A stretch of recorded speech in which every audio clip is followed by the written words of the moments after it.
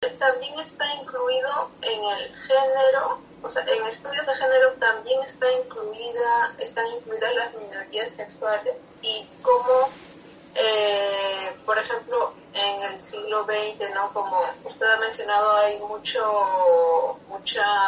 discriminación y muchas veces se escondía mucho esto de tener otra opción sexual.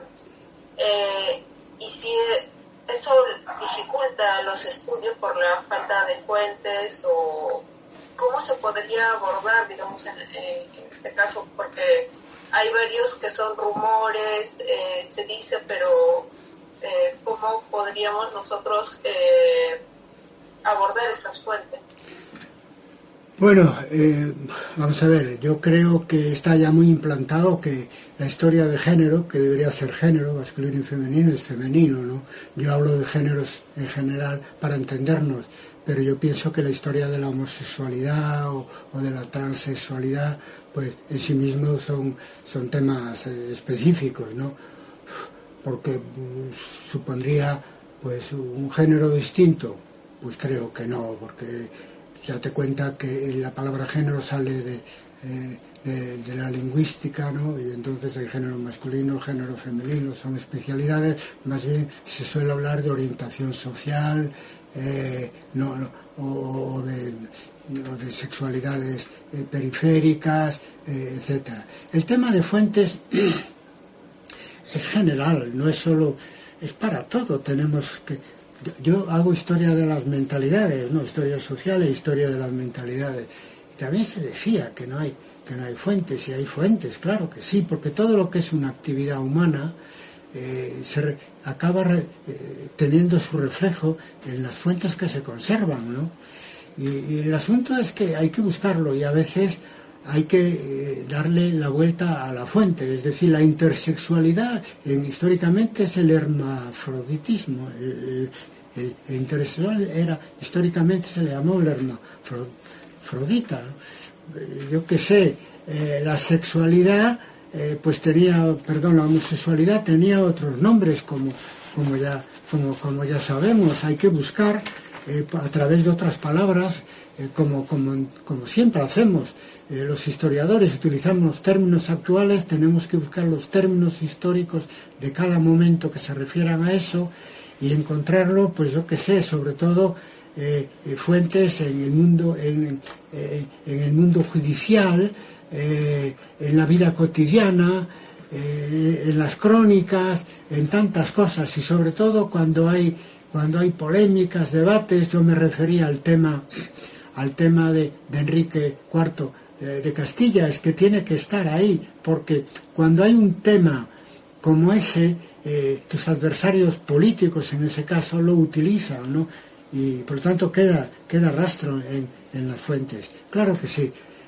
Probablemente cada tema necesita su propia metodología, etcétera, y habrá que buscarlo y hacer lo que se pueda con las fuentes, pues haciendo historia comparada, reflexionando, utilizando todo lo que sabemos sobre ese tema estudiado por otras ciencias sociales, un trabajo que hemos hecho en otros momentos de la evolución historiográfica con temas que parecían muy difíciles. Se empezó con la historia política, ¿no? Porque las fuentes son muy evidentes, ¿no? Crónicas políticas, memorias de políticos, cosas de esas, pero después con la economía parecía que no iba a haber fuentes, y hubo sobre todo fuentes notariales. Con las mentalidades decía el source divi que está en todo tipo de fuentes, la mentalidad, la manera de pensar, de sentir, etcétera. Sobre las mujeres se dijo, porque en parte con razón, porque las mujeres aparecen menos en las fuentes, y se hizo historia de las mujeres a todos los niveles, y se puede hacer historia de las sexualidades periféricas, buscando los resquicios que nos presentan las fuentes. De eso no nos debe quedar duda ninguna. Lo único que no aparece es lo que no se busca. Lo único que no aparece a la hora de buscar datos para hacer una investigación es lo que no se busca. Y aquí estamos en cuanto a lo de sexualidades, opciones sexuales minoritarias, en el principio de todo. Es decir, bueno, a ver, ¿cómo? Porque no hay referencias bibliográficas, si las hay, son escasas, quizá Estados Unidos se hizo algo más, etcétera, pero muy escaso, ¿no? Entonces por ahí queda mucho camino por recorrer y quizás para historiadores que inicien sus investigaciones y que pueden llevarlas adelante, pues sean homosexuales o no, sean transexuales o no, etcétera, ¿no? Porque hay que buscar la transversalidad en la medida de lo posible, es decir, por eso insisto tanto yo que para hacer historia de la mujer no es necesario ser mujer. A veces son colegas, queridas colegas, me han dicho a mí, bueno, no, porque a lo mejor no entiendes, o sea, no, te falta la sensibilidad. Bueno, si es así no habríamos podido hacer historia social e historia de las clases populares y de la conflictividad social, porque la mayor parte de los historiadores pertenecemos a una élite académica, no trabajamos con las manos, y se ha hecho muy buena historia social, y se puede hacer muy buena historia de género, y se puede hacer, bueno, y se ha hecho muy buena historia de género, y se puede hacer buena historia de las opciones sexuales minoritarias, y lo están pidiendo a gritos, porque es una historia terrible además.